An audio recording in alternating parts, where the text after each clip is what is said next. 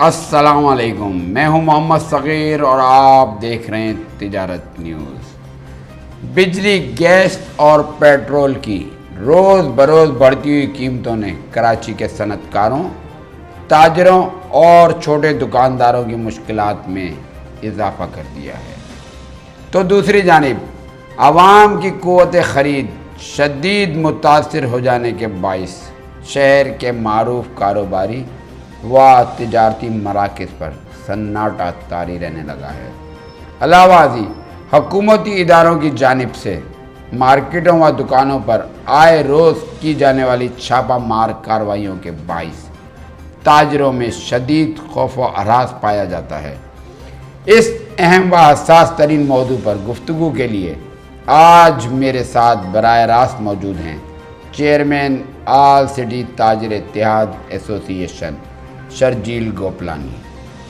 शर्जील गोपलानी साहब, सबसे पहले तो मैं आपको अपने प्रोग्राम में खुशामदीद कहता हूँ, जिसके बाद सवाल है कि निगरां हुकूमत से आपको क्या क्या तवक्कुआत थी और क्या निगरां हुकूमत की जानिब से किए जाने वाले इक़दामात से आप मुतमईन हैं?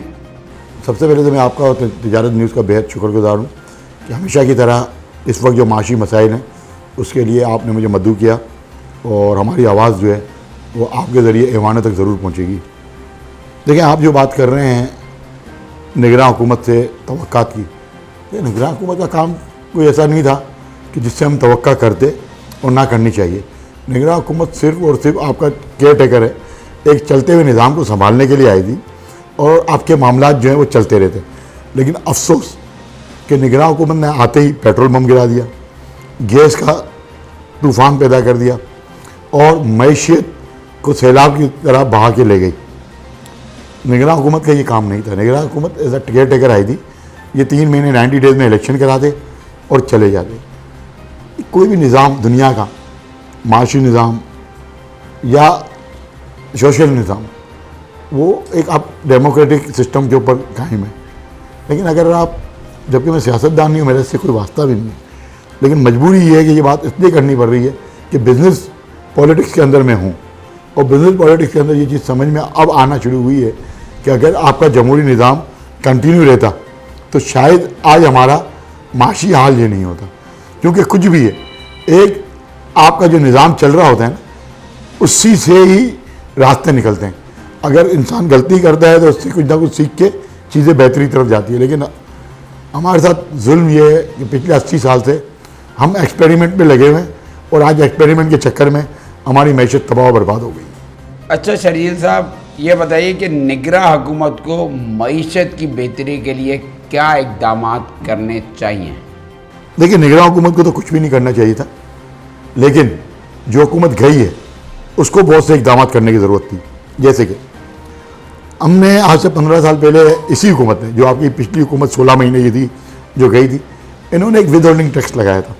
और अगर आप पिछले औराक उठा लें और मेरा बयान उठा लें तो मैंने उस वक्त आपको बताया था तमाम मीडिया के ज़रिए कि पाकिस्तान को बनाना, रिपब्लिक बनाने की साजिश हो रही है। और ये बाहर दफ़ा बात मैं कराची प्रेस क्लब में भी कर चुका हूँ, मुख्तलिफ चैनल्स पर भी कर चुका हूँ और मेरी प्रेस रिलीज भी इशू हुई हैं। विद होल्डिंग टैक्स जिस वक्त लगाया गया ना, उस वक्त हमारी मैशियत डाउनफॉल की तरफ जाना शुरू हुई और उसके बाद संभलना मुश्किल हो गया। आज आप इंडिया में देख लें, नेपाल देख लें, इवन कि आप अफ़गानिस्तान देख लें, उसकी इकनॉमी की GDP बढ़ती जा रही है। उसमें सबसे बड़ा फ़ायदा एक तो आवाम को तो है, लेकिन ईजी डूइंग बिजनेस की जो पॉलिसी है ना, वो उसको कंटिन्यूटी रखी हुई है। उससे आज वहाँ पे आपका तो इलेक्ट्रॉनिक फ़ंड ट्रांसफ़र का EFT सिस्टम है, एक सब्ज़ी वाला भी इस्तेमाल कर रहा है, एक मोची भी कर रहा है। और पाकिस्तान में आपने बैंकिंग सिस्टम से लोगों को निकाल दिया। अब आपकी पैरेलल इकनॉमी चल रही है, एक तो स्मगलिंग, फिर 2 नंबर काम, फिर इसके बाद माइशत के अंदर कोई तवाज़ुन नहीं है। एक्सपोर्ट आपकी कम है, इंपोर्ट आपकी ज़्यादा है, आपकी cost of energy day by day वो ऊपर जाती जा रही है। उससे आपकी इंडस्ट्री बिल्कुल ही तबाह बर्बाद हो रही है और आपकी इकनॉमी तबाह बर्बाद हो चुकी है। ठीक है शर्जील साहब। अच्छा, मुझे बताइए कि मौजूदा सूरत हाल ये है कि शहर भर के बाज़ारों व मार्केटों में छापे मारे जा रहे हैं, जबकि दुकानदारों व ताजरों को इस पर शदीद तहफ़्फ़ुज़ात हैं। क्या ये मुमकिन है कि बेशतर ताजिर और दुकानदार स्मगल शुदा सामान फ़रोख्त कर रहे हैं? आप इस ज़िम्न में अपना मौक़िफ़ बयान कीजिए। देखिए, निज़ाम अदल किसी मैशियत की, मुल्क की रीढ़ की हड्डी होती है। अफसोस के साथ कहना ये पड़ रहा है कि हमारे पास निज़ाम अदल नहीं है। अब जो लोग छापे मारने आ रहे हैं वही मुनसिफ है, वही सब कुछ है। जो दुकानदार हक हलाल की रोज़ी कमा रहा है उसको ये नहीं पता कि ये बात जो इम्पोर्टेड है या ये स्मगलिंग का। मैं आपको एक बात करूं, पिछले दिनों एक चीज़ मैंने पढ़ी, बल्कि सोशल मीडिया पे भी आया कि एक कार डीलर के घर पे छापा मारा गया या जगह पे छापा मारा गया। $20,000 वहाँ से निकले। $20,000 की वैल्यू क्या? आपने $2 करोड़ तो नहीं निकाले ना। और गाड़ियों जो इम्पोर्टर्स हैं उनको कहा जा रहा है आप आ जाएं कि ये आपने गाड़ी इंपोर्ट कैसे की। एक पॉलिसी आपने दी, बैगेज पॉलिसी, उससे गाड़ी इंपोर्ट हुई। ताजिर ने तो जो रास्ता आपने दिया उस रास्ते से रास्ता अपनाया और गाड़ी इंपोर्ट करके ले आया। अब उसकी जस्टिफिकेशन आप ले रहे हो सिर्फ कराची के ताजिरों से। इस्लामाबाद में आपके पाँव जलते हैं, पिशावर में आपके हाथ कट जाते हैं, बलूचिस्तान में आपकी ज़बान नहीं चलती, लेकिन कराची के ताजिर के ऊपर जो जुल्म है ना वो बहुत ज़्यादा है। और मैं अफसोस के साथ मुझे कहना पड़ता है कि हमारे चैम्बर, हमारा फेडरेशन वो कभी भी कराची के ताजिरों के साथ नहीं खड़ा होता।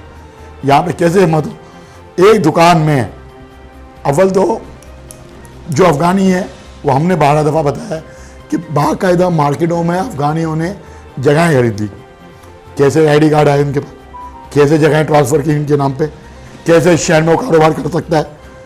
आप अफ़गानिस्तान में जाके इस तरह कारोबार कर सकते हैं, ये पूछने वाला कोई नहीं है। लेकिन कराची का मकामी ताजिर, उसको आप दुकान पे छापा ही मारोगे, माल भी ले जाओगे, वो जीडी पेश करता है, उसको आप मानोगे भी नहीं। कितने केसेस हैं जिसमें आज तक इंसाफ मिला हो?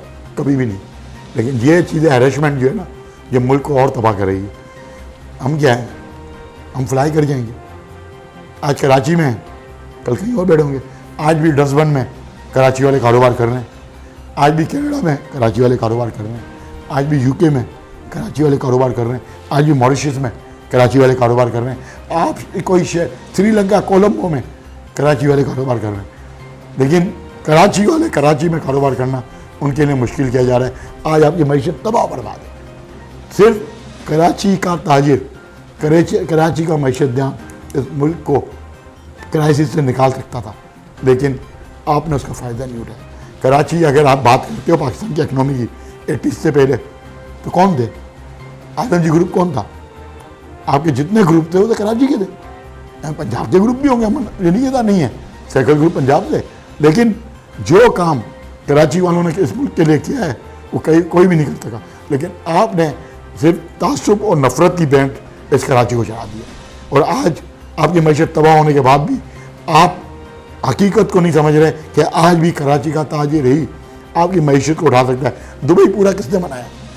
आप बताएं, 92 के अंदर जो यहाँ पे ऑपरेशन चला इसका आपका बिल्डर्स के खिलाफ, आपके कराची के बड़े बड़े बिल्डर्स दुबई चले गए। उन्होंने, मैं नाम नहीं लूँगा, 4-5 बड़े बड़े बिल्डर्स हैं, सब आपको ही पता, सबको पता। उन बिल्डर्स ने दुबई में किस तरह 92 से पहले आप मुझे बताएं कि वहाँ पे फ्लड कोई कराची वालों के थे, पाकिस्तान वालों के थे, वहाँ की टोटल आपकी बिल्डर्स की इंडस्ट्री कराची वालों ने उठाई है। आज ईमार का नाम सुन लें, आप किसी का भी नाम सुन लें, बट बेसिक जो था वो कराची का बिल्डर था। आपने कराची के बिल्डर को कराची में काम नहीं करने दिया। कराची का बिल्डर आज इस्लामाबाद में काम कर रहे हैं। आपका इस्लामाबाद में मेन जो आपके हाई राइज बिल्डिंग्स हैं वो मेन बिल्डर कौन है? कराची का है ना। लेकिन आप कराची को तो फलने फूलने दें, कराची फलेगा फूलेगा, आप सब फले कोई फूलोगे। ये इसकी शाखें जो हैं वो पूरे मुल्क आखिर तक जाएंगी। हम तो चाहते हैं कि पाड़ा चिनार का जो बॉर्डर है, या तुर्खम का जो बॉर्डर है, या चमन का जो बॉर्डर है, वो भी इसी तरह तरक्की करे जिस तरह कराची चाहे करता है। और कोई चीज़ मुश्किल नहीं है। आप मौका तो दें काम करने का, आप फ्री हैंड तो दें काम करने का, आप सिंगल विंडो ऑपरेशन में टैक्स का निज़ाम तो लेकर आए। आप हमारे कहने पे तो चलें, आपने अपने कहने पे तो सब कुछ कर लिया, आज हमारे कहने पे चल जाएं। अगर मुल्क अगर खड़ा ना हो जाए तो हम जिम्मेदार हैं। ठीक है शर्जील साहब, आपने मेरे इस सवाल का निहायत तफसील से जवाब दिया है और मुझे उम्मीद है कि हुकूमती इदारे और पाकिस्तानी अवाम आपकी मुश्किलात को समझ सकेगी। अच्छा, अब आते हैं अगले सवाल की जानिब। इंतहाई आला सतह पर फैसला किया गया कि स्मगलिंग के ख़िलाफ़ सख्त तरीन इकदाम किए जाएंगे और ज़ख़ीरा किए गए डॉलर्स भी बरामद करने हैं। क्या इस हवाले से की जाने वाली छापामार कार्रवाइयाँ गलत हैं? क्या दुकानदारों के पास से स्मगल शुदा सामान बरामद नहीं हो रहा है? और अगर इनके पास से स्मगल शुदा या ममनुआ सामान बरामद नहीं हो रहा है तो ये तमाम बातें कौन और क्यों फैला रहा है? पॉइंट स्कोरिंग, सिर्फ पॉइंट स्कोरिंग चल रही है। अगर माल बरामद हुआ तो कहाँ है? मैं ये कहता हूँ, अगर मैं होता इस जगह पे, उस जगह पे मैं तो पहुँच नहीं सकता हूँ, लेकिन चले मैं होता हूँ तो मैं क्या करूँगा? चीनी की 2 लाख बोरियाँ पकड़ी गई, तमाम ज़िलों को बांट दूंगा। 1,000 बोरी एक ज़िले में आई ना, 1,000 बोरी स्टॉल लगाया, गरीब आदमी को बुलाएं, शरारती कार्ड दिखाएं और अपनी 70 रुपये किलो 50 रुपये किलो चीनी ले जाए। गवर्नमेंट का 50 रुपये किलो से फंड आ जाए और गरीब आदमी को सस्ती चीनी मिल जाए। आटा, गंदम भी आपने पकड़ा है, कहाँ है? कहाँ है वो? क्यों एक आम आदमी तक नहीं पहुँचा सके? इसलिए कि आप अशराफिया के लिए काम कर रहे हैं, इसलिए कि आप ये सिर्फ और सिर्फ मेकअप और डर्टी पॉलिटिक्स कर रहे हैं और कुछ नहीं। अगर करोड़ों डॉलर्स हैं, कहाँ है? आप डालें स्टेट बैंक में। स्टेट बैंक तो आपने IMF को दे दिया। जब IMF को जा रहा था हम चीख रहे थे, तब सब सोए हुए थे। क्यों IMF जो है हमारा स्टेट बैंक चलाएगा? क्यों मेरी स्टेट की रेट कायम नहीं रहेगी? मेरा स्टेट तो बहुत मजबूत है, मेरा स्टेट तो बहुत पावरफुल है, लेकिन स्टेट को जो है वो अपनी रेट कायम करनी चाहिए। आप अपने विल से बताएं, आप अपने एक काम से बताएं कि जो है बातें करने से बातें बहुत है, काम करने वालों के लिए काम बहुत है, काम खुद बोलता है। आज इतने दिनों से छापे पड़ रहे हैं, ये हो रहा है, डॉलर नीचे आ गया। डॉलर कैसे नीचे आया भाई? आप खुद इन्वॉल्व थे डॉलर्स में। जो लोग इन्वॉल्व थे उनको आपने बोला है, उन्होंने चुप के रोजे रख लिए कि चलो यार 6 महीने बाद फिर डॉलर पे खेलेंगे। 6 महीने के डॉलर बैक लिया है। हमें तो ये रिपोर्ट्स हैं कि 250 के बाद फिर 350 पे जाएगा, फिर ये 100 रुपये का गेम होगा। तो ये क्या है? ये जो स्टॉक में होता था 92 में, स्टॉक नीचे गिराए फिर ऊपर ले गए, नीचे गिराए फिर ऊपर ले गए। तो आज भी हर फील्ड में अब ये हो रहा है। चाहे आप किसी इंडस्ट्री में चले जाएं, जहाँ अशराफ या जो 2.5% 3% है, आज भी अवाम के एहसास जज्बात से खेल में। आज आम आदमी घर में रोटी नहीं है। अब आज आम आदमी चीनी वाली चाय नहीं पी सकता। आज तो बहुत से लोगों ने चाय पीना भी बंद कर दिया। आज बच्चों का दूध जो है लोग नहीं खरीद सकते, गरीब आदमी। लेकिन आज मार्केटों में सन्नाटे हैं, आज मार्केटों में कारोबार नहीं है। खुदाई के समय आज लोग वॉश आउट हो चुके हैं, वाइप आउट हो चुके हैं, लेकिन एहसास किसी को नहीं है। ठीक है जी। अच्छा, अगले सवाल की जानिब आ जाते हैं। आपके कहने के मुताबिक ये तमाम तर कार्रवाइयाँ मसनूई हैं, जिनके ज़रिए सिर्फ़ और सिर्फ दुकानदारों व ताजरों में खौफ व हरास फैलाया जा रहा है और इन कार्रवाइयों से अवाम को किसी भी किस्म का फ़ायदा नहीं हो रहा है। तो इन सब के पीछे क्या अवामिल कारफरमा हो सकते हैं? क्योंकि ये तमाम इक़दाम करने वाले भी हमारे अपने ही इदारे हैं और जिनके ख़िलाफ़ कार्रवाइयाँ की जा रही हैं वो भी मुल्की मईशत की रीढ़ की हड्डी हैं। ये सब क्यों हो रहा है और ऐसा कब तक चलेगा? 1985 का अखबार उठाएं, 1990 का अखबार उठाएं, 1996 का अखबार उठाएं, यही था चीनी माफिया के खिलाफ एक्शन, चीनी माफिया के खिलाफ ये, चीनी माफिया के खिलाफ वो, गंदम का ज़ख़ीरा पकड़ लिया, आटे का ज़ख़ीरा पकड़ लिया। एक पुरानी कहानी स्क्रिप्ट वही दोहरा रहे हम, हम बाहर ही नहीं निकल रहे। सबसे बड़ा मसला ये है आज और 80 में बहुत फ़र्क है। आज आपके पास ये जो चीज़ मौजूद है ना, ये हर जगह पहुंच रही है। 80 में अखबार में बाइकआउट हो जाता था, खबरें नहीं लगती थी, रोक दिया जाता था, लेकिन आज आपके पास ये बहुत बड़ी ताकत है। तो हर बंदे को पता है कि ये सिर्फ और सिर्फ कॉस्मेटिक चीज़ है। अगर कॉस्मेटिक नहीं होती, खुदा की कसम इस मुल्क को 1 घंटे के अंदर आर्मी चीफ का डंडा सीधा कर सकता है। कोई मुश्किल ही नहीं है, मुश्किल ही नहीं है। इसलिए कि हर जगह आपका नेटवर्क मौजूद है, स्पेशली आर्मी का। मैं किसी और की बात ही नहीं करता हूँ।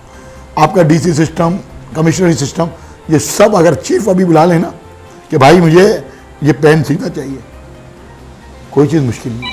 लेकिन मैं ये समझ रहा हूँ कि आज भी जो काम होना चाहिए वो नहीं हो रहा और मेरे मुल्क की मैशत तबाह हो रही है। आज भी अगर आप सिंसियर होना, मैं आपको एक पॉइंट बता देता हूँ अभी। चलें, आप ये पॉइंट भी मैं आपके चैनल से, तिजारत न्यूज़ के चैनल से ये रेस करता हूँ। आप मुल्क से सिंसियर हैं, ड्यूअल नेशनलिटी ख़त्म कर दे ना, ड्यूअल नेशनलिटी ख़त्म। आप मुल्क से सिंसियर हैं। ड्यूअल नेशनलिटी का फ़ायदा किसको है? ड्यूअल नेशनलिटी फ़ायदा उसको है ना जिसने बाहर शिफ्ट होना है। आप ख़त्म कर दें भाई, ड्यूअल नेशनलिटी नहीं रख सकता। नॉन रेजिडेंट पाकिस्तानी आप कार्ड दे दें, जिसने आना हो कैंट के एरिया में वो प्रॉपर्टी नहीं खरीद सकेगा। आपके मुल्क की मैशत सीधी हो जाएगी।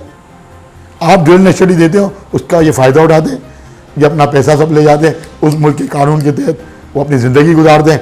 आपके मुल्क को कलमिला कल्लाश पिछले 80 साल से करते जा रहे हैं। अच्छा, एक तरफ तो ताजरों में खौफ व हरास फैलाया जा रहा है, तो दूसरी जानिब इंपोर्ट में हायल मुश्किलात और डॉलर्स के मामलात हैं। इस बारे में आप क्या कहते हैं? इंपोर्ट में कोई मुश्किलात नहीं है। आज बैंकों का ये हाल है कि बैंक हमारे पास आ रहे हैं कि माल मंगा लो आप, लेकिन हम माल नहीं मंगा रहे क्योंकि आज आपकी मैशियत में जान ही नहीं है। आज सिर्फ आपको जिस चीज़ की ज़रूरत है ना, वो है सोलर पैनल। उसका कोई भी बैंक क्लियरेंस नहीं दे रहा क्योंकि एक आवाम पे ये सोलर पैनल, आवाम को फ़ायदा होना है, आपकी बिजली के IPPs के ऊपर फ़र्क पड़ना है। IPPs का पैसा जिन अशराफिया के जेब में जा रहा है, उनका पैसा रुक जाएगा। तो इसलिए सिर्फ सोलर पैनल के घंटे के लिए नहीं हो रहे। अदरवाइज बैंक तो आज मिन्नतें कर रहे हैं कि भाई आप माल मंगाओ, जैसे जाते हो मंगाओ, हम आपको डॉक्यूमेंट रिलीज करेंगे, CAD पे मंगाओ, DP पे मंगाओ, DA पे मंगाओ। लेकिन आज इस मुल्क में, इस शहर में काम करने वाली कमी है। इस वक्त जिस चीज़ की ज़रूरत है सोलर पैनल की, कोई इंतज़ामिया, हुकूमत का अफसर ये नहीं चाहता कि आवाम को रिलीफ मिले, सस्ती बिजली मिले, सस्ती एनर्जी मिले, यह मुल्क आगे जाए, यह मुल्क बच जाए, ऐसा कोई नहीं चाहता। अच्छा, आपकी बातों से तो बज़ाहिर ऐसा मालूम होता है कि ये मुल्क तबाही के दहाने तक पहुंच चुका है। इन आखिरी लम्हात में क्या इक़दाम किए जा सकते हैं? मेरी बातों की तो बात ही नहीं है ना। 70 रुपये यूनिट ऑफ बिजली ले रहे हो ना। दुनिया के कौन से मुल्क में इतनी महंगी बिजली है? अमेरिका में भी नहीं है, UK में भी नहीं है। आपका नेबर कंट्री जो कि पिछले 30 साल से जंग लड़ रहा है, जिसके पास खाने का नहीं होना चाहिए, जिसके पीने का पानी नहीं होना चाहिए, वो 11 रुपये बिजली बेच रहा है। आप जिससे जंग कर रहे हैं पिछले 75 साल से, 2 रुपये 30 पैसे में बिजली बेच रहा है। जो आपका टूट अंग था, जो आपसे टूट के चला गया, जहाँ आपके खिलाफ गद्दारी हुई, जो मुल्क आपसे चला गया, 2.5 रुपये यूनिट बिजली है। आप तो 70 रुपये, आपकी रह क्या है? मैं नहीं कह रहा हूँ, वक्त बता रहा है, हालात बता रहे हैं। सच तो ये है, कोई माने या ना माने, आपकी मैशत डिफ़ॉल्ट हो चुकी है, हम डिफ़ॉल्ट हो चुके हैं। आप बैंक में फिगर लेके खड़े, जैसे हमारे बैंकर करता है ना, जून की 30 तारीख को क्लोजिंग दिखाता है, मेरे पास इतना अरब रुपये बैलेंस है। 30 दिसंबर को दिखाता है, मेरे पास इतना बैलेंस है। आपको FBR बता रहा है, मैंने अपने टारगेट पूरे कर लिए। बट कैसे? आप पिछले 300% आपने अपनी इकनॉमी डाउन की। 105 रुपये का जो डॉलर था, आज आप 300 पे ले गए ना, तो आपने 300% अपनी इकनॉमी डाउन की। और आज आप 9,000 रुपये के हो। आप तो 9,000 पे नहीं हो, आप तो 3,000 अरब पे खड़े हो। जो बात हम कह रहे हैं, आप अपने डॉलर से अगर आप मुआवजा करते हो तो आप कहाँ खड़े हो? आप सोने से मुआवजा कर लो। जो सोना 60,000 रुपये तोला था, आज 2 लाख रुपये तोला है, तो 2/3 आप ख़त्म हो चुके हैं। आपकी इकनॉमी वॉश आउट हो चुकी है, वाइप आउट हो चुकी है। आपका आम आदमी तबाह हो चुका है। जो गरीब था मुफलिस हो चुका है। गरीब नहीं रहा, मुफलिस हो चुका है। जो मिडिल क्लास था वो गरीब हो चुका है। जो लोअर मिडिल क्लास तो आपके पास है ही नहीं। तो आप तबाह तो हो चुके हो। अब भी अगर होश से नाखून नहीं लिए तो आपका कुछ बचना नहीं है।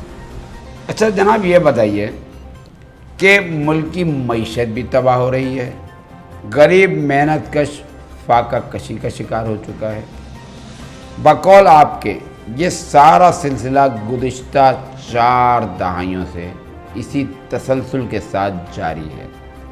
इक़्तिदार में आने वाला हर हुक्मरान आदाद शुमार को नहायत बढ़ा चढ़ाकर अवाम के सामने बयान करता है।